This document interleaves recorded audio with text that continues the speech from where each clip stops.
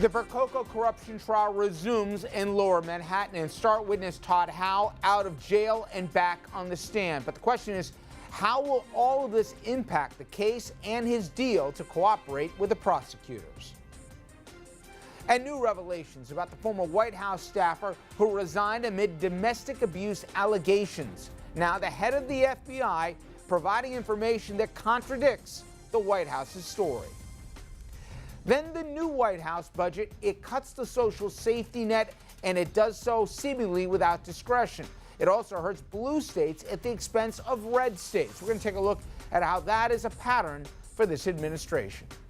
Evening, everybody, and welcome to RFL. I'm Richard French, and thank you very much for joining me this Tuesday evening. And we begin tonight with the Joe Percoco corruption trial. The former top Cuomo aide accused of using his office to grant favors and rake in cash. Well, today, the prosecution's top witness took the stand just days after he was arrested. Our Dominic Carter is live in Lower Manhattan to sort out this ever-evolving story. Dominic, what do you got for us? Well, Richard, Todd Howe is back and was back on the witness stand, admitting before jurors that seemed to be looking down for much of his testimony, looking down towards the ground. Howe admitted that he spent the last couple of nights in jail. If ever there was courtroom anticipation, this was the appearance. Star prosecution witness Todd Howe walked in, escorted by a federal agent.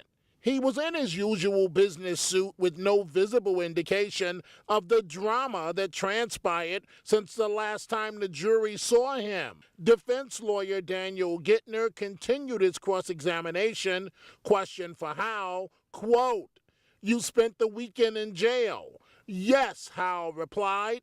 "You woke up this morning in jail." "Yes." Howe, a former lobbyist, was arrested Thursday after admitting on the stand earlier in the day that he allegedly tried to scam $600 from the Waldorf Astoria Hotel in Midtown by claiming he never stayed there. His admission is a violation of a cooperation deal he signed with prosecutors.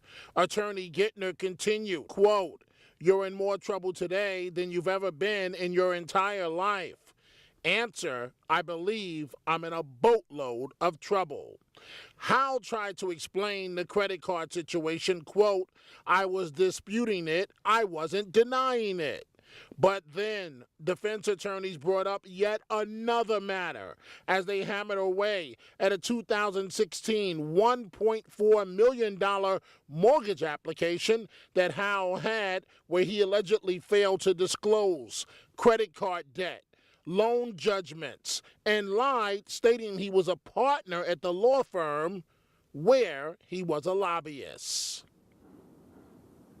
Richard, just 5 minutes ago, Percoco and his lawyer, Barry Borer, they walked by here and left the courthouse for the evening. Something, Richard, I want you to consider, the dramatics of how this played out today. So you have Todd Howe walking in, his business suit on, escorted by a female federal agent. She walks him over. He walks up to the witness stand. The jurors spent a lot of their time looking down, almost as if an embarrassment for Howe not to look or make eye-to-eye contact with him. And for the next 30 minutes after that, Richard, Howe spent that time, 30 minutes, before the jury explaining how he spent the last couple of nights in federal lockup. You cannot make this stuff up, what's occurring in this courtroom. That's what's actually happened here today. Reporting live from the federal courthouse in Lower Manhattan, I'm Dominic Carter. Richard, let's go back to you in the studio. So the feds made sure, Dom, that he wasn't in a jumpsuit but in an actual suit when he testified. My question is, that cooperating agreement had obviously conditions attached. As we speak here tonight, are the feds planning on honoring it here, or are they almost ready to rip the thing up? That's the million-dollar question that everyone wants an answer to. The feds are playing coy. They won't answer that question. In fact, Richard, the question you just brought up is the million-dollar question that defense attorneys tried to play to just a little bit in the courtroom. Defense counsel wanted it known on the record whether or not the feds are going to rip up the cooperation agreement. The feds are playing it close to the vest. The two prosecutors in the courtroom, they will not answer that question as of right now. Only time will tell what's going to happen, Richard. And last thing, real quick, Dom, on the subject of Howe himself, at this point, has he done more harm than good for the prosecution? And did you get the sense that on Thursday the prosecution was caught flat-footed by what they found out? No doubt about it. The prosecutors, to say that they were caught flat-footed would be the understatement of the year. They had no idea. In fact, Richard, I'm glad you brought that up, because it was almost the same setup tonight where defense counsel said, you understand you can't violate the law. You understand you can't do this. And as a journalist, I'm standing there, I'm like, uh-oh, here we go again. They're coming with something else.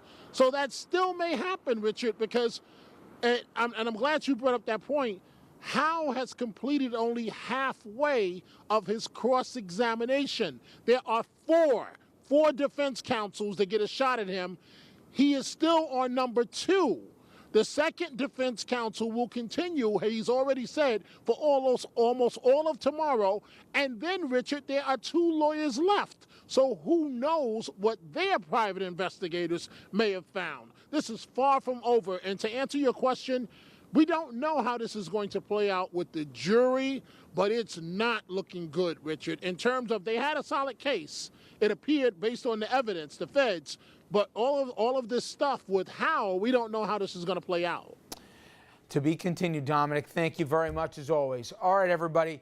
Well, we're going to go from Lower Manhattan to D.C. next. As the Senate Intelligence Committee hearing had a whole lot of fireworks and revelations. The FBI head, he spoke about the Porter scandal, Russian hacking into our elections, and more.